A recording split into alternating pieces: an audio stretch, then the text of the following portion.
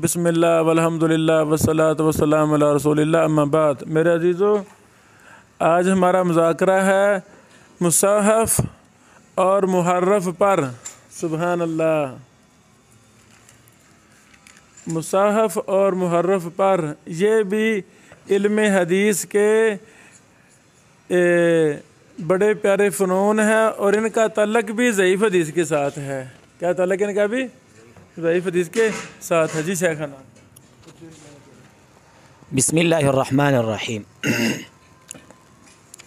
مصحف اور محرف کو کسی نے اس میں فرق کیا گیا اور کسی نے فرق نہیں کیا ہے، تو ہم ابتدا سے شروع کرتے ہیں، فرق بعد میں بتاتے ہیں۔ مصحف اور محرف وہ روایت ہوتا ہے جس کے الفاظ کے تلفظ میں غلطی واقع ہو رہی ہو، نقاط، حرکات اور سکنات کی تغییر کی وجہ سے۔ سوال یہ ہے کہ سکنات کو آپ نے تعریف میں لایا ہے اور سکون تو ایک ہے، اس کے دو جوابات ہو سکتے ہیں۔ ایک یہ کہ مضمون کے لحاظ سے سکنات جمع لائے کے آیا ہے تعریف میں، یعنی نقاط پہلے جمع ذکر کیا، پھر حرکات، پھر سکنات۔ اور دوسرا جواب یہ ہے کہ سکون کے انواع چار ہے: سکونی اصلی، سکونی عارضی، اور سکونی حیی، اور سکونی میت، تو اس لیے جمع لائی، انواع کے لحاظ سے جمع لائی۔ مصحف تصحیف سے ہے، اور تصحیف سے ہے ایسے روایت جس میں تغییر ہوا اور اس تغییر کی وجہ سے خطا واقع ہوئی ہو، اور محرف تحریف سے ہے ایسا روایت کہ جس میں یعنی معنی کی تبدیلی ہو۔ لسان العرب اور نے دونوں لکھا ہے، قرآن میں بھی ہے یحرفون الکلم عن مواضعہ، نساء اور مائدہ دونوں میں ہے، یعنی کلمات کو ان کے مقامات سے بدل دیتے ہیں۔ فتح المغیث صفحہ 55 جلد 4 لکھتے ہیں محدثین کی اصطلاح میں، اس اصطلاح کے متعلق کہ تحویل کلمۃ فی الحدیث من الہیئۃ المتعارفۃ الی غیرہا، حدیث میں کسی لفظ کو اس کے متعارف شکل سے کسی اور طرح بدل کیا جائے تو اس یہ کہتے ہیں۔ یہ تعریف اگرچہ تصحیف اور تحریف دونوں کو شامل ہے، تاہم اسے تصحیف ہی کی تعریف کے طور پر بیان کیا گیا ہے۔ حافظ ابن حجر نے نزہۃ النظر صفحہ 94 پر لکھا ہے کہ دونوں میں فرق ہے۔ فرق یہ ہے اگر تغیر نقطوں میں ہو تو اسے مصحف کہا جائے گا، اور اگر تغیر اعراب میں ہو تو محرف۔ تو فرق صرف یہ ہوا کہ نقطوں میں تغیر مصحف اور اعراب میں تغیر محرف۔ اقسام تصحیف کی جانب بڑھتے ہیں۔ حافظ ابن صلاح کہتے ہیں کہ تصحیف کی دو اقسام ہے، ایک تصحیف فی السند اور ایک تصحیف فی المتن، جیسے کہ ادراج تھا، ادراج فی السند اور ادراج المتن۔ تصحیف فی السند لفظ سے، نام سے ظاہر ہو رہا ہے کہ ایسا روایت ہے کہ سند کے راوی کے نام میں تبدیلی ہو جائے گی، جیسے مالک کے کاتب حبیب نے جواب التیمی کو جراب التیمی پڑھا۔ تصحیف فی المتن کیا ہے کہ راوی حدیث بیان کرتے ہوئے اس کے متن میں تبدیلی کرے تو اس کو تصحیف فی المتن کہا جاتا ہے۔ ابن صلاح نے اس کا مثال کچھ یوں ذکر کیا ہے کہ ابن لہیعۃ عن کتاب موسیٰ بن عقبۃ الیہ باسنادہ عن زید بن ثابت ان رسول اللہ صلی اللہ علیہ وسلم احتجم فی المسجد، مسند احمد جلد 8 صفحہ 185 پر یہ حدیث نقل کیا گیا ہے۔ ابن لہیعہ نے اس میں تصحیف کی ہے۔ تصحیف کس طرح کی ہے کہ اس اصل میں روایت میں احتجمہ کی جگہ پر احتجارہ تھا، اور اس نے کیا پڑھا؟ اس نے احتجمہ پڑھا۔ ایسا اس لیے ہوا کہ انہوں نے سماع کے بغیر کتاب سے روایت کی۔ ابن صلاح نے یہ لکھا ہے۔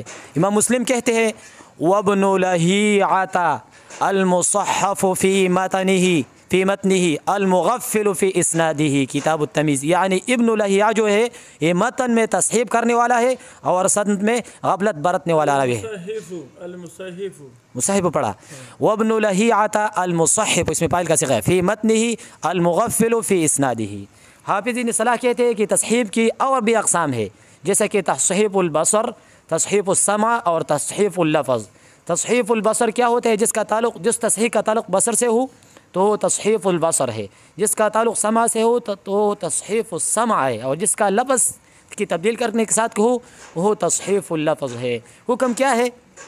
اگر کسی محدث سے کبھی کبھار تصحیف ہو تو انسان ہے، بشری حافظی اور میموری میں یہ حیثیت ہے، اس طرح ہو سکتے ہر انسان سے، تو اسے عیب و طعن میں شمار نہیں کیا جاتا، لیکن اگر تصحیف زیادہ ہو جائی تو پھر ضعف بن جاتا ہے۔ تعریف کی معرفت ایک مشکل کام ہے، بہت مشکل کام ہے۔ کس نے لکھا ہے؟ ابن صلاح نے لکھا ہے۔ یہ کس طرح اس پر قابو پائیں گے، اس کو کس طرح جانیں گے؟ اس کہتے ہیں کہ صرف ماہر حفاظ اس کا اہتمام کر سکتے ہیں۔ تو مہارت کے لیے کوشش کرنا پڑتا ہے، حافظ بننے کے لیے کوشش کرنا پڑتا ہے۔ جب ہم کوشش کریں گے تو ماہر بنیں گے انشاءاللہ، حفاظ بھی بنیں گے، تو پھر یہ کام آسان ہوگا۔ محدثین نے اس فن کی طرف توجہ دلانے کے لیے بہت سے کتابیں لکھی ہے، جس سے بعض کی طرف میں اشارہ کرتا ہوں۔ ایک کتاب ہے التحصیب یا تصحیف المحدثین، التحصیب یا تصحیف المحدثین کے نام سے بھی جانا جاتا ہے، امام دارقطنی کا۔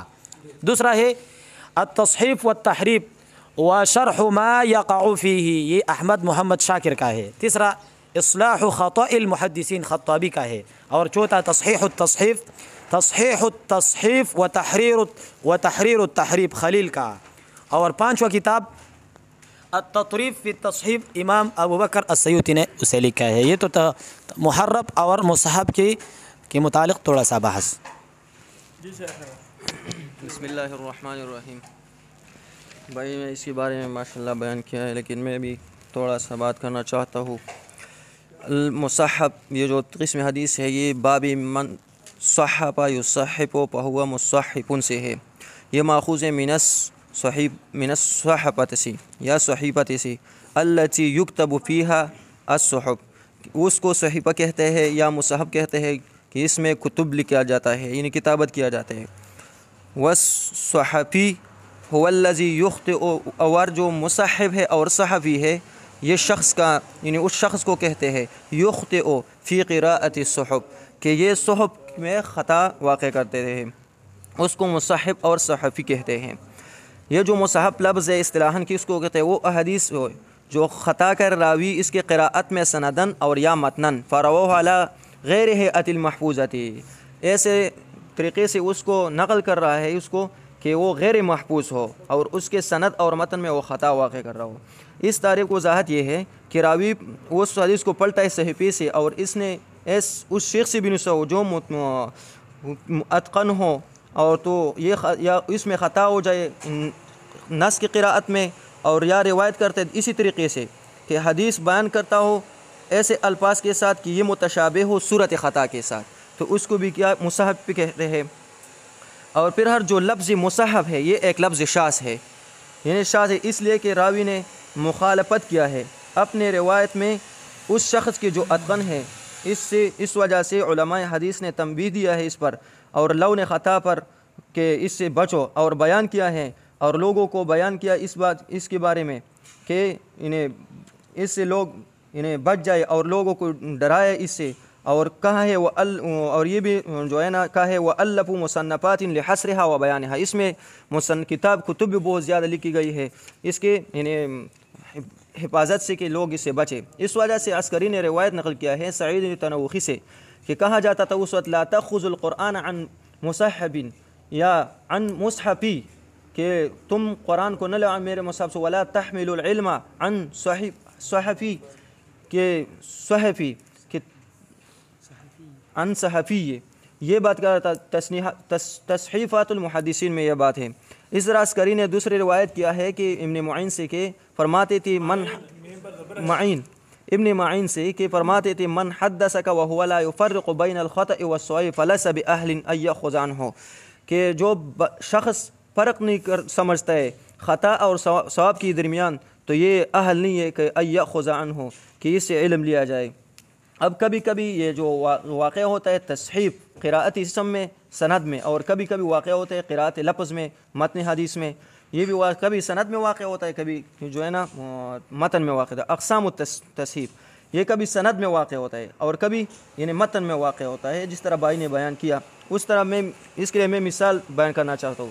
ایک ہوتے ہیں حباب، تو آگے بیان کرتے ہیں خباب، یا کہتے ہیں حیان تو آگے سے لفظ بیان کہ حبان، یا مثلا کہ حبیب ہے تو وہ خبیب پڑھتا ہے، یا حارثہ ہے یا وہ آگے جو تصحیف کرتے ہیں تو جاریہ کہتے ہیں، یا عباس ہے تو وہ عیاش کہتے ہیں، یا رباح ہے تو یا ریاح کہتے ہیں، اس کی طرح مثل جو الفاظ ہے اس کو کہتے ہیں۔ عسکری کہتے ہیں حدثنا ابن معین حدثنا عمی حدثنا سفیان عن زید بن اسلم عن بشر بن محجن عن ابیہ قال اتیت النبی صلی اللہ علیہ وسلم وقد صلیت فی اہلی ہکذا رواہ سفیان بن عیینہ۔ اور اس روایت کی ہے مالک اور الدراوردی، ایک قسم یہ جو شخص ہے الدراوردی، فقال عن بسر بن محجن عن ابیہ، تو انہیں یہاں پر تصحیح کی ہے۔ اور روایت کی ہے کہ عسکری نے عن سفيان عن الزهري عن عروة عن عائشة رضي الله عنها قالت دخل مجزز المدلجي على رسول الله صلى الله عليه وسلم فرأى أسامة وزيدا عليهما قطيفة قد غطيت رؤوسهما وبدت أقدامهما فقال إن هذه الأقدام بعضها من بعض. تو انہوں جو ہے نا یہاں پر میں بیان کرنا ہوں قال ابن جریج ہوا محرز کہ وہ انہوں نے مجزز بولا ہے، یہ محرز ہے اصل میں. تو یہاں پر بھی ترجمہ فقال له سفیان بل ہوا مجزز فخجل ورجع. تو یہاں پر وہ جو تصحیف ہے تو وہ اصل لفظ مجزز المدلجی میں ہے. تو بعض آگے کہتے ہیں کہ یہ محرز ہے اور وہاں انہوں نے جو بیان کیا مجزز کے لفظ سیکھے ہیں. مثال تصحیف المتن وہ ہے جو روایت کی ہے عسکری نے کہ عن عبد الرزاق عن ابن جریج عن ابراہیم ابن محمد عن موسیٰ ابن وردان عن ابی ہریرہ رضی اللہ عنہ قال قال النبی صلی اللہ علیہ وسلم من مات مریضا مات شہیدا ووقع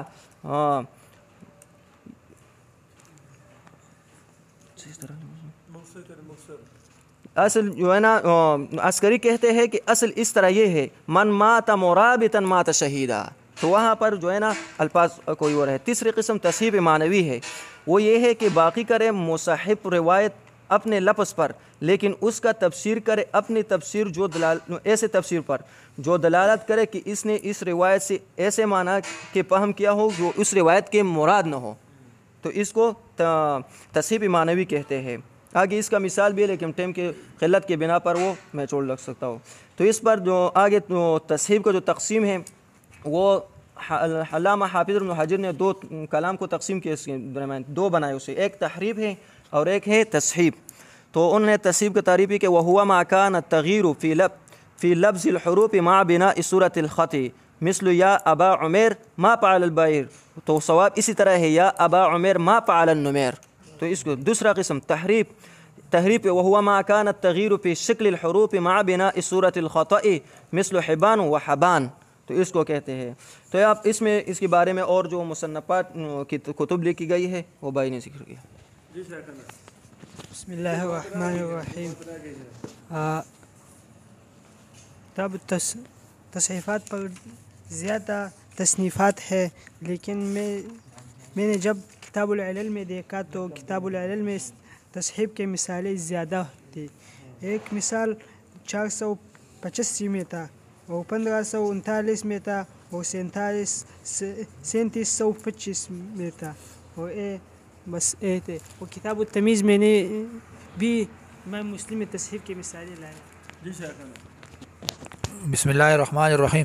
ایک اور قسم تصحیف کی ہے، وہ تصحیف معنوی ہے کہ انسان حدیث کا معنی وہ جدا سمجھے جو رسول اللہ صلی اللہ علیہ وسلم نے کہا ہو.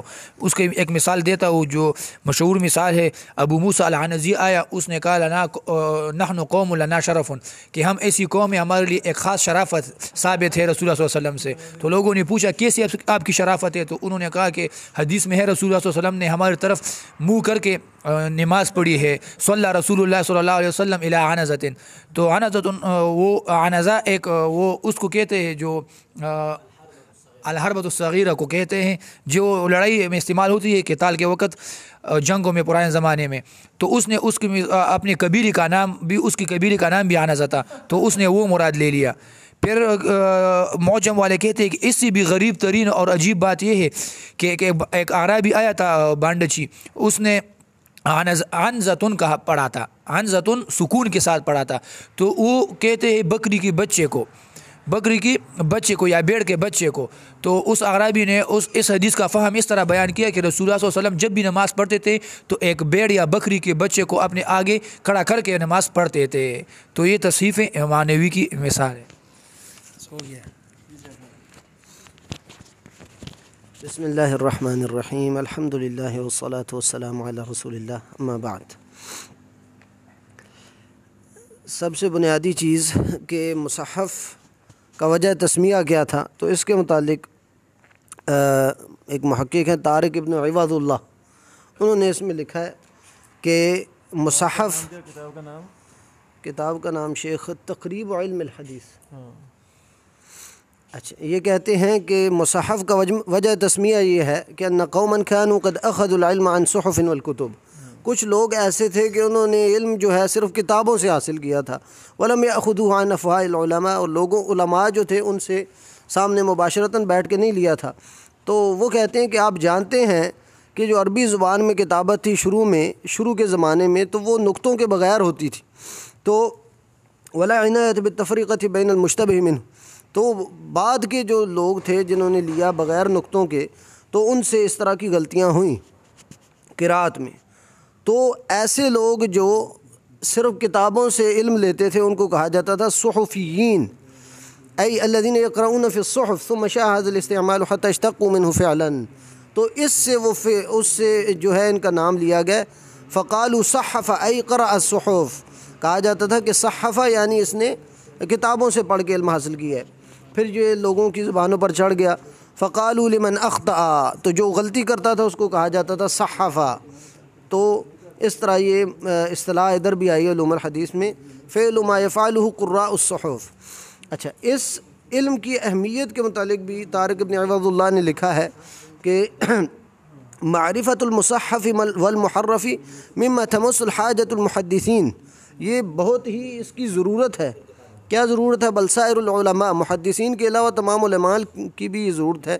فإنه من المزالق اقدام الفحول، یہ ایسا معاملہ ہے جس میں زیادہ تر کے قدم ڈگمگا جاتے ہیں، پھسل جاتے ہیں کہ وہ غلطی کر بیٹھتے ہیں۔ وَكَمْ نَقَلَ الْعُلَمَاءُ عَنِ السَّادَةِ الْأَعْلَامِ مِنَ التَّصْحِيفَاتِ الْغَرَبِيَّةِ غریبہ، یعنی بہت سارے بڑے بڑے علماء سے ایسی غلطیاں ہوئی ہیں کہ جو بعد کے لوگ ہیں وہ پڑھ کے ہنستے ہیں اور وہ جو ہے سوء ظن بھی رکھتے ہیں، لیکن وہ غلطیاں تھیں۔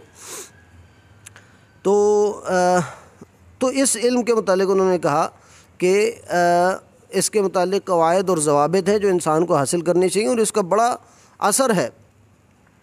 حیث یؤدی فی بعض الاحیان الی الخلط بین الثقات والضعفاء، بعض اوقات راویوں کے بارے میں بھی فرق پیدا ہو جاتا ہے کہ ایک ثقہ راوی ہے، اس میں نقطے کا زبر زیر کا کوئی فرق آ گیا ہے تو وہ ضعیف راوی بن گیا ہے، تو اس لحاظ سے بھی اس کی اہمیت کو ذکر کیا گیا۔ وَأَحْيَانًا، انہوں نے ذکر کیا وَأَحْيَانًا،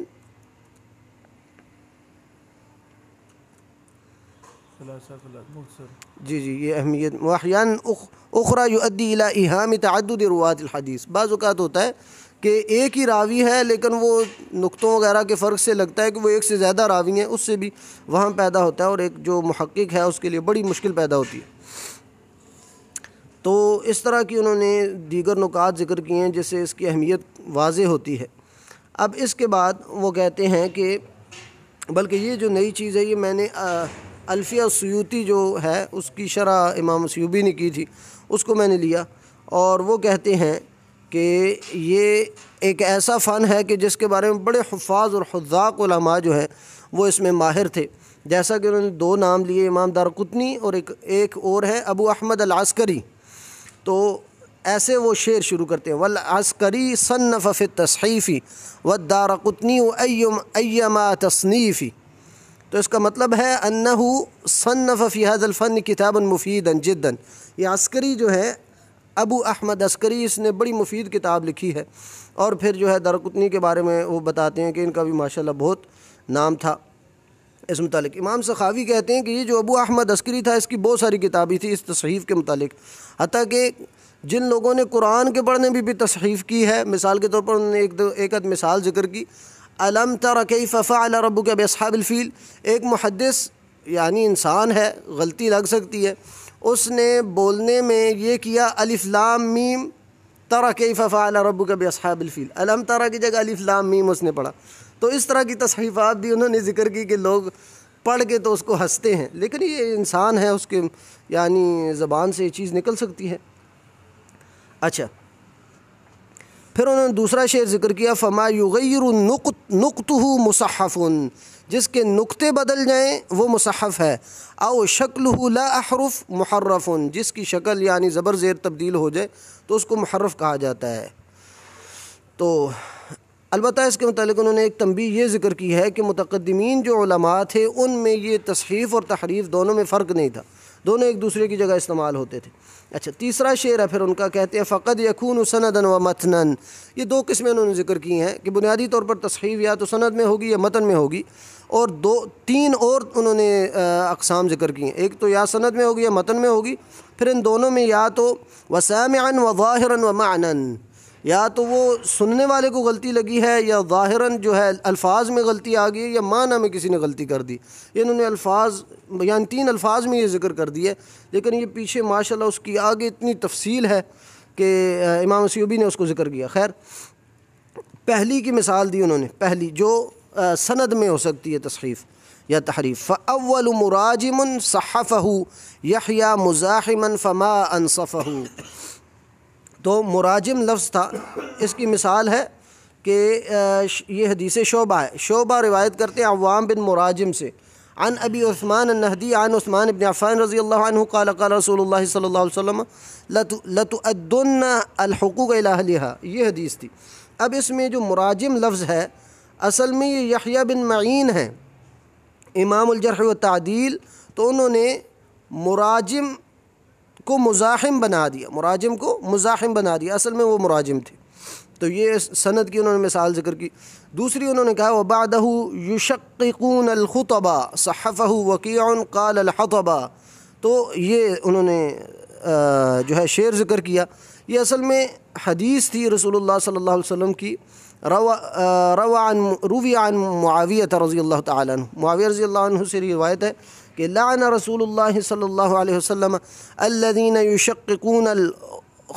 یشققون الخطب تشقیق الشعر، کہ جو خطبے کو ایسے بناتے ہیں جیسے شعر ہے، تو ان پر اللہ کے رسول کی لعنت ہے۔ تو امام وکیع جو ہیں انہوں نے خطب کی جگہ حطب کہہ دیا، حطب لکڑیاں جو جلانے والی ہوتی ہیں، تو یہ ان کی غلطی ہے، تو یہ متن کی غلطی انہوں نے ذکر کی۔ تیسری وثالث ان کے خالد ابن علقمہ شعبۃ قال مالک ابن عرفہ، یہ بھی اقسام ہے سمع کی، یعنی جس کو سننے میں غلطی لگ گئی، اصل میں لفظ تھا مالک ابن عرفہ تھا، تو انہوں نے کچھ اور بنا دیا خالد ابن علقمہ، اچھا سننے میں غلطی لگ گئی۔ چوتھی قسم ہے مثل حدیث احتجر صحفہ بالمیم بعض الکبرا، یعنی اصل میں وہ لفظ تھا احتجر، بھائی نے جیسے ذکر کیا کہ اس نے احتجمہ بنا دیا، اور یہ کسی بڑے محدث سے غلطی ہوئی ہے، یہ جو شعر ہے اس کا مفہوم ہے۔ پانچویں چیز اچھا ابن لہیہ تھا، ٹھیک ہے میں نے دیکھا نہیں۔ وخامس مثل حدیث العنزہ ظن القبیل عالم من عنزہ، تو یہ وہی چیز انہوں نے جو بھائی نے ذکر کی ہے کہ یہ اصل میں عنزہ تھا، ایک دوسرے بندے نے سمجھا کہ یہ میرے قبیلے کے متعلق بات ہو رہی ہے، اصل میں وہ اس اسلحے کے بارے میں بات ہو رہی تھی۔ اس کے بعد المروی بالمعنی، اس کی دو اقسام ذکر کی ہیں، ایک تو یہ کہ مرادف کے طور پر ذکر کی جائے، ایک یہ ہے کہ اختصار کے طور پر ذکر کی جائے۔ اچھا اب آخری چیز ممن یقع التصحیف، کس سے تصحیف ہو سکتی ہے؟ تو ابن صلاح کہتے ہیں وکثیر من التصحیف المنقول من الاکابر الجلۃ لهم فیہ اعذار لم ينقلها ناقلوها، کہ بڑے بڑے علماء محدثین سے یہ تصحیف ہوئی ہے، انسان بشر ہے، اس کی زبان جو ہے پھسل جاتی ہے، تو یہ بڑے بڑے علماء سے اکثر ہوئی ہے۔ اور امام احمد نے تو یہاں تک کہا ہے ومن یعری من الخطأ والتصحیف، کون ہے ایسا جو اس تصحیف اور خطا سے پاک ہے؟ تو یہ بنیادی ابحاث تھیں اس میں۔ جزاکم اللہ خیر۔ بھائیو حدیث محفوظ ہے کہ نہیں؟ حدیث ظنی ہے کہ یقینی ہے؟ ظن والی چیز کو محدثین نے پکڑ کر باہر پھینک دیا ہے، کوئی حرف بھی تحریف ہوا تو بدل کر مقلوب کر، سبحان اللہ کیسا یہ فن ہے! اتنا کچھ ہونے کے باوجود بھی وہی کہے گا، وہی حدیث میں شک کرے گا جس کی عقل نہیں ہوگی۔ یہ فنون کس لیے ہیں؟ حدیث کو محفوظ کرنے کے لیے۔ اللہ اکبر، بارک اللہ فیکم۔